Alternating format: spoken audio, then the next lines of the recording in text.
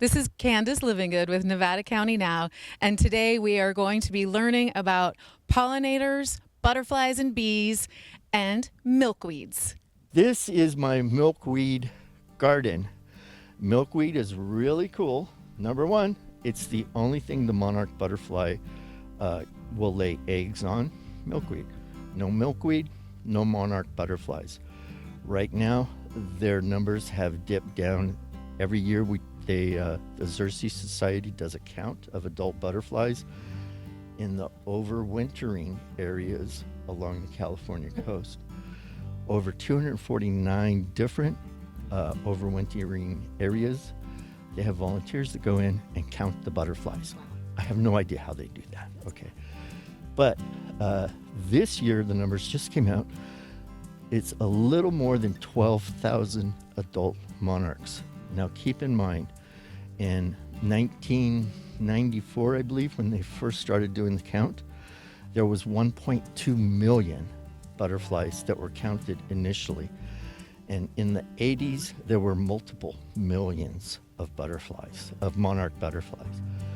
But because of people, subdivisions, they make a subdivision, they clear cut everything, including all the milkweed that could have possibly fed monarchs, the expansion of humans, also the expanded use of pesticides. You don't need pesticides. You use organic things, okay? Organic isn't going to hurt the environment or people or the monarchs, but because of like Roundup and stuff, it gets on the butterflies, they get contaminated, they spread it, they die, and it's just a continuing spread of death. Interesting things are where we are right here in Nevada County. It's one of the major flyby zones that the butterflies from the coast come through the Sacramento Valley, and they go right up into all the western states, so they're coming by us. We should be seeing them a lot. And unfortunately, my first 2 years here, I didn't see a single one.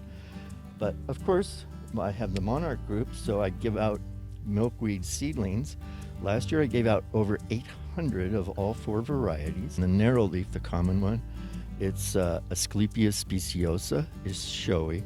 Asclepias fascicularis is narrow leaf. And then we have 2 more. One is Asclepias ericarpa, which is called woolly pod, because the leaves on that particular variety are really, really hairy. Okay, they're fuzzy, woolly pod. And then the last one we have, it's called heartleaf, or the botanical name is Asclepias cordifolia. And the milkweed seeds are kind of different. Don't plant them when you do vegetables, they'll never sprout. They need what's called cold moist stratification. I have found that I say the number is 40 degrees.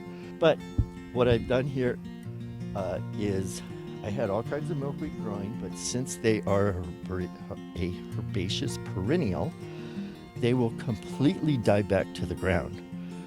You can't even tell where they were. So in my courtyard, where I had a lot of some milkweed, I have tomato cages that are just empty right now.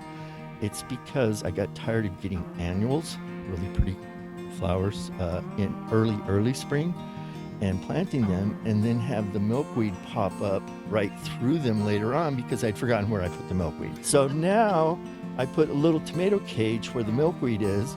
It kind of helps because the milkweed up here is showy and narrow leaf, which is 2 of the really common varieties you could buy in nurseries and stuff. As you can imagine from the name, heartleaf, the leaves are in the shape of a heart, whereas most milkweeds are in the shape of like a pointed oblong type of a leaf, okay? But heartleaf is really in the shape of a heart. Plus, it's got purplish red flowers, which is very, very pretty. Normally, California, we have blasé colors on native plants, mostly, but there are certain varieties that are very, very colorful. Not only milkweed, but regular pollinator plants, okay? As far as what it needs, the amended soil is very, very good. When does the milkweed get to the point where a monarch is going to do its business? So let's say that what I like to do is I like to sow the seeds from January to March, maybe April, so that they get the cold moist stratification. I sow them in 6-packs and then in 10-20 trays, right? So I have 6-packs, and then I put them outside and ignore them until April when they start to sprout. Could be May, who knows with climate change now.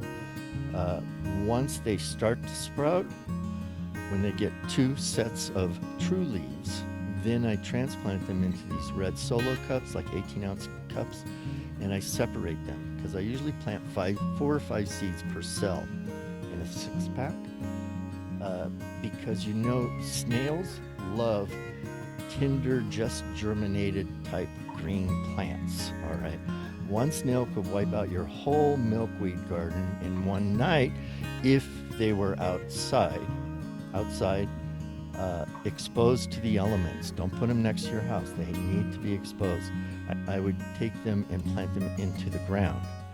Once you put them in the ground, it's only going to be like maybe a month or maybe 2, depending on the variety, okay, before it starts to flower. And of course, wherever it flowers, it's going to be turned into a seed pod as long as the flower gets pollinated by my bees, okay? So, and it's important not to just have milkweed. If you're going to plant for pollinators or just plant for monarchs, plant for all pollinators, okay? Because bees, hummingbirds, butterflies of all kinds, they all drink nectar at least. Some take in the pollen, but it's all nectar for our native wildlife. So as the year goes on after the seeds, when the pods start to happen, I like to use that green garden tie. It's a wire type thing, and I just wrap it around the seed pod. It's critical you wait until the seed pod opens, because that's the only way you know they're totally mature. Mature means they're going to be dark, the seeds, but don't mess around. Just do that. That way, if you don't check every single day, you're not going to lose any seeds, because when you go out there one day, you're going to see that it has opened a little bit and you can see seeds, and you're going, oh my gosh, it's time. Then what's going to happen is, as the year goes on, the milkweed plant itself is going to die. It's going to die all the way back to the ground until you get just a stalk like this. And you can see that's totally dried. This is nature. Some make it, some don't. We just try to do our best to have as many make it as possible. That's all we can do. Today we learned about pollinators and bees and monarchs and milkweeds and so much more. Mike, the bee guy, was amazing. He's an educator, an enthusiast, and a great all-around guy.